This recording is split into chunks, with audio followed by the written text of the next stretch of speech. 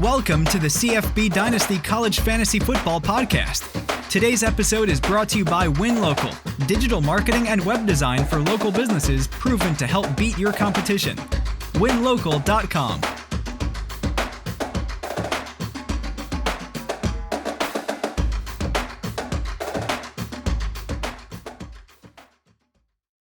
Welcome into the CFB Dynasty College Fantasy Football Podcast. Today we're talking quarterback transfers. It's Brian McElfresh here alongside Danny Tucker. How's it going? Going good, man. Excited to be back.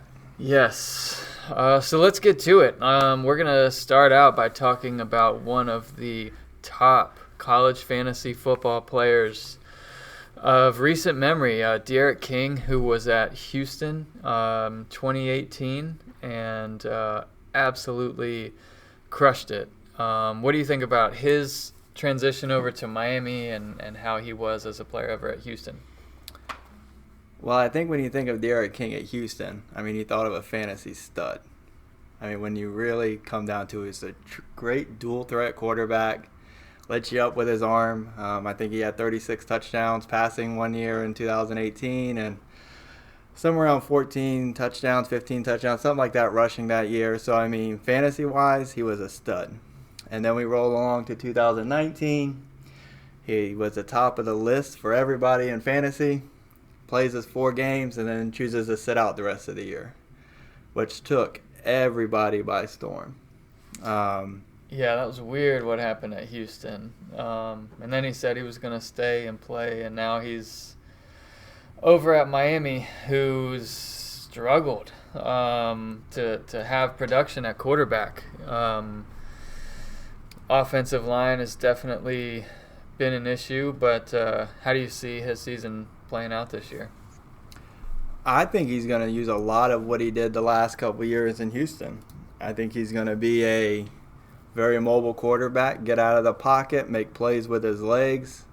We all know he's got the arm strength and the arm talent to make a difference. Miami does have several good offensive weapons. Yep, all 5 linemen return. Yep. The making is there for a great fantasy season. The question is will Miami implode offensively like we've seen them do year after year lately? Yep, Rhett Lashley in as the new OC there to replace Dan Enos. And, we'll see how it goes. Certainly the ceiling is high there. The 5-0 linemen returning, could be good or bad because they weren't great last year. But they have experience, new OC, and it's going to be interesting to see how they work in this spread offense that Rhett Lashley's going to bring in. And yeah, like you said, good young talent around him. Nobody completely proven as the top 2 receivers go pro, but he does have Brevin Jordan back. Well, they do also have their 3 first games at home, which is good because it allows him to get his feet wet in a new offense with no spring really or anything to go on. They do open with Temple, which Temple has proven that they can give teams a struggle. But then they do get Wagner and UAB afterwards. So he has time to get his feet wet before they actually start getting into some of their ACC play and stuff like that. Yeah, definitely. All right, so let's shift over to Jamie Newman, who's coming over from Wake Forest in the ACC to the Georgia Bulldogs, where in Wake he was competing with who was he competing with? Sam Hartman. A couple years ago, lost the job to him in the off season, and then Hartman gets hurt with 4 games left in the 2018 season. Jamie Newman finishes that out and retains the starting job through last year. What do you think about his ability as a dual threat player coming over from Wake? Well, I think he definitely did open a lot of eyes last year with his abilities. He did have 2 great receivers to throw to in Surratt and Scotty Washington. And he's going to have a great one in George Pickens. Yep. He's a future first-round draft pick if everything goes the way we all think it will. So he's going to have offensive weapons. And it's going to be interesting to see how they use him because the last couple years from Eason, everybody's been more of a pro-style, stand in the pocket, not going to beat you with my legs, to now you have Jamie Newman who can open the field up. Yeah, that will be interesting. Will it be, fish out of water? Like Fields was fine at Georgia, but never really had the opportunity, I don't think, to take the reins over. We'll see how that dual threat quarterback plays in Georgia. He's pretty much middle of the pack for me in fantasy. I'm looking at him, at Jamie Newman, as maybe a QB3 at Georgia with kind of I don't see a super high ceiling for him like I do Derrick King. I would take Derrick King over Jamie Newman any day, but specifically in these offenses now, Newman probably in most leagues, most like 12-team leagues, is a QB3 to me. What do you think? Oh, I could agree wholeheartedly with that. I wouldn't draft him as one of my top 2 quarterbacks right now. And I think the reason for that is you just don't know. Like, there's a lot of uncertainty still with Georgia's passing game. Like, we didn't see a lot out of it last year. When Georgia lost 4 of their top 5 offensive playmakers the year before, Fromm just did not ever look comfortable last season. And he was trying to learn with new players, and I feel like until I know wholeheartedly, I don't think I could draft him too high in my fantasy. As prominent as he was at Wake Forest, I'm sorry. The guy was just talented. Yep. Currently in our rankings, so quarterbacks we have behind the scenes. They're not live on the site yet for all of our subscribers. It's coming out soon. I know we've had a few of you asking. Derrick King is ranked 18th. We have Jamie Newman 25th. So let's move on to the former 5-star, though, JT Daniels, who in all likelihood will not be eligible to play this year, but he also came to Georgia and is probably going to fill in for Jamie Newman next year, as Jamie Newman will graduate since he's got 1 year of eligibility left. Daniels, like I said, former 5-star recruit, went to USC, started as a freshman 2018, 14 touchdowns, 10 interceptions. Then last year, an injury happened and Slovis took over. What do you see from JT Daniels, who will in all likelihood be throwing to junior George Pickens before he goes pro, along with all of that talent? I absolutely see JT Daniels as a good pickup in Dynasty and Keeper leagues. Yeah, I could agree wholeheartedly there. I think the Georgia move, when they wanted to bring JT Daniels in, was to solidify the position for future years. I think that was so heartily the choice. And when you add in the talent and the recruiting classes that Georgia has had recently, I think JT Daniels, if you have the room on your bench to stash somebody and just hold on to him until the following year, I could honestly see that paying off for somebody in the future. Yep, and stock up for the young running backs, whereas Jamie Newman is going to eat into their carries. JT Daniels won't as much in the future years. We've got another USC quarterback transferring out. Jack Sears transferred to Boise State, which is really interesting for fantasy. Boise State's been great over the years for all kinds of positions on offense, and certainly quarterback's one of them. He'll be battling Hank Bachmeier. Jack Sears did get immediate eligibility. Man, if he had spring, it would be interesting to see what happens, or to see what would have happened had he had the spring. But without that, I would certainly give the edge to Hank Bachmeier, the true sophomore, to retain that job. But with a couple bad games, I could certainly see Sears taking over. It's not like Bachmeier lit it up last year. No, Bachmeier, everybody knows him from beating Florida State in the opener game.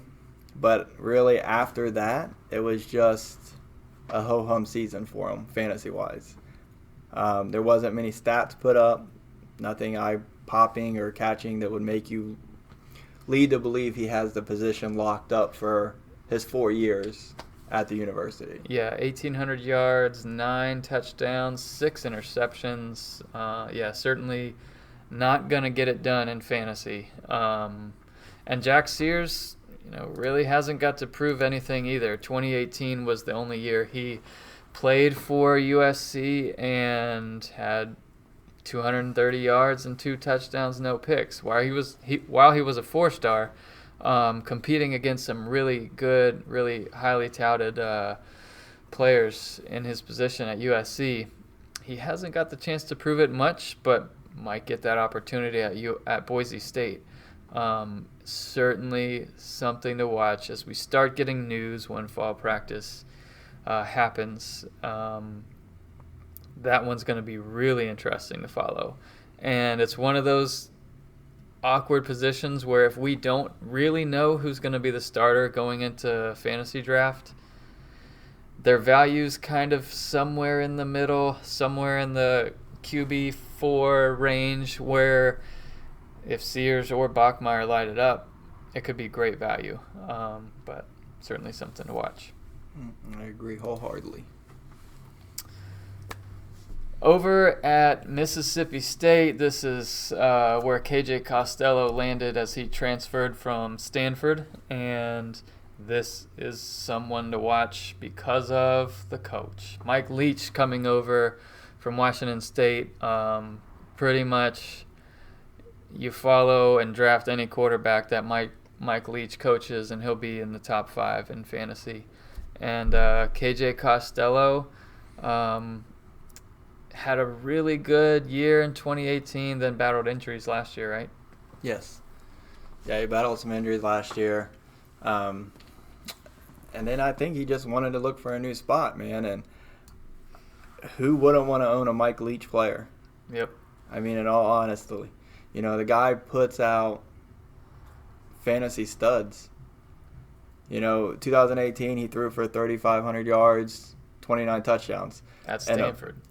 Stanford, who loves to run the ball a lot sometimes. Yep. So what's to say he can't throw for another 1,000 yards and 10 more touchdowns at Mississippi State this year? Yep.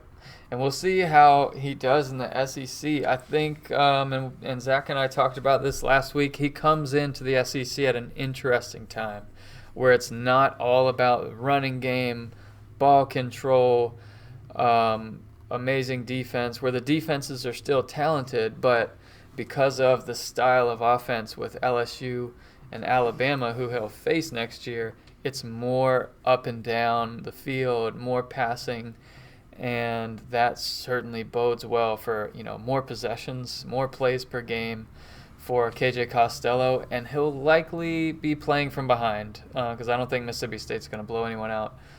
Could be a great fantasy player. It's tough in the SEC West, kind of placing him in the top 5 or top 10, but certainly is right around that spot as a borderline quarterback 1 for fantasy. We currently have him ranked 13th, and these rankings will be fluid. What do you think about where we have him so far? So in my opinion, I honestly would start him through the first 4 games of the season next year, without a doubt. They open against New Mexico, travel to NC State, then play Arkansas, Tulane at home. Yep. They do get Texas A&M week 5, and then after that, that's where I think it gets dicey. You're at Alabama, at LSU, Auburn, next 3 games. I don't really know if he's a startable quarterback for that stretch. And I think that's where we could get in trouble as fantasy owners if we do draft him as a QB1 or a QB2 just because of the offense. Because then you are having to lean on your second, third, fourth tier quarterback through that 3 or 4 stretch when that typically is your make or break time to go get into the playoffs. Yep, exactly. It's going to be interesting. So from Reggie Bush from Fox, he recently said that Costello will be the number 1 impact transfer, which is what we're talking about today. So this is going to be interesting. And, that is a rough stretch at Alabama, at LSU, and then Auburn.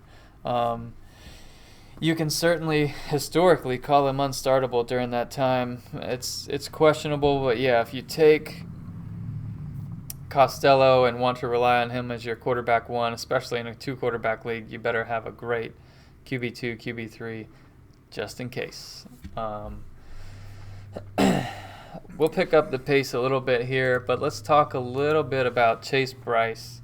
Transferred over from Clemson. Obviously, they're stacked at the quarterback position with 5-star after 5-star coming in, with people that have confusing names that we don't have to talk about on this podcast. But Chase Brice transfers to Duke. What do you expect there?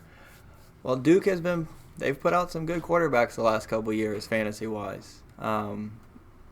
I wouldn't say they're a QB1, QB2 type starters week in and week out, but Chase Brice definitely has some talent. Granted, we haven't got to see all of it play out on the field because Clemson's been so stacked. Yep. But I could see the fit working out well for him at Duke. Yep. Keaton Thompson from Mississippi State. He's transferred out, and what do you think about his opportunity over there at Virginia in the ACC? This is one that the man has great size. He's very athletic. He's another one that I feel like we haven't seen a whole lot of. Yeah. He didn't look that accurate as a quarterback, but he can certainly improve that quickly. We've seen that through different dual threat quarterbacks. Cam Newton was one who just came back, and he was pretty darn accurate. He's a heck of a dual threat quarterback. He can run, so he's going to make everybody stay honest.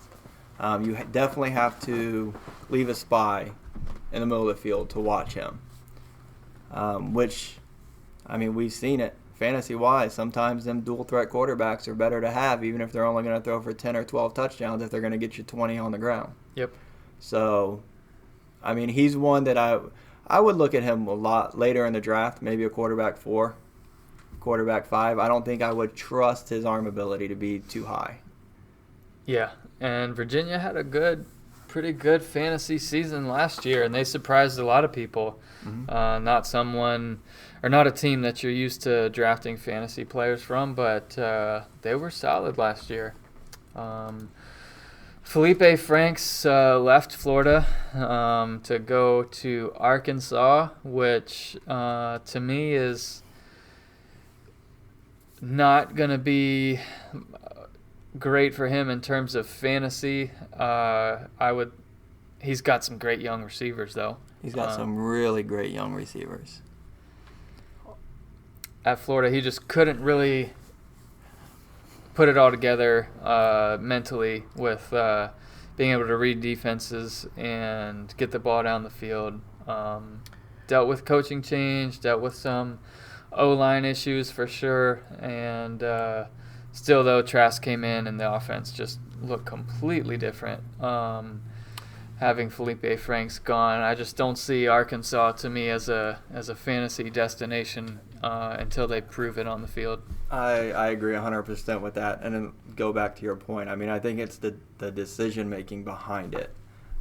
He just never was clearly quick enough to get the ball out of his hands, and you always see him clutching and second-guessing his throws. And with no springs, sometimes we don't even know how much summer workouts they're going to get with everybody. Like, does he have enough time to even get a rapport with his new receiving? Yep. All right, so Kentucky landed Joey Gatewood, who, going into last year's fantasy drafts, we were all wondering, all right, who's going to start, Bo Nix or Joey Gatewood at Auburn? And apparently it came down to the very end, and they went with Bo Nix. And personally, super excited about Bo Nix, but we'll talk about him another time. Joey Gatewood lands at Kentucky, and Kentucky has been one of those sneaky good programs that nobody wants to play because they play really hard, and they've played great. over the last couple years, and they're just a better team. And Joey Gatewood is someone that can really help them out, take them to the next level, potentially, as a dual threat quarterback with great size. He's going to be hard to tackle. How do you see him? And we don't know if he's eligible or not yet this year, but what do you think about his fantasy prospects at Kentucky? Well, we don't know if he's eligible yet this year or not. The way they've been handing out waivers like candy, I mean, he very well could be. It's hard to say at this point, but we all know that Kentucky's needed a game changer at quarterback for the last couple of years. I mean, last year they ended up with a receiver playing quarterback. Yep. They just don't have the depth there. And I think that's something that Gatewood could come in, and I think he can contribute game one if he gets that eligible pass this year. Kentucky's proven. I mean, they just need a difference maker at the position to put them over the top. It's just one thing they haven't had lately. They've relied a lot on their running games. And last year, we seen it come to the play where they just didn't have a quarterback on the roster that they felt was better than a receiver. Yep, that's very true. Gatewood's someone that I will be following to see if he's got the accuracy.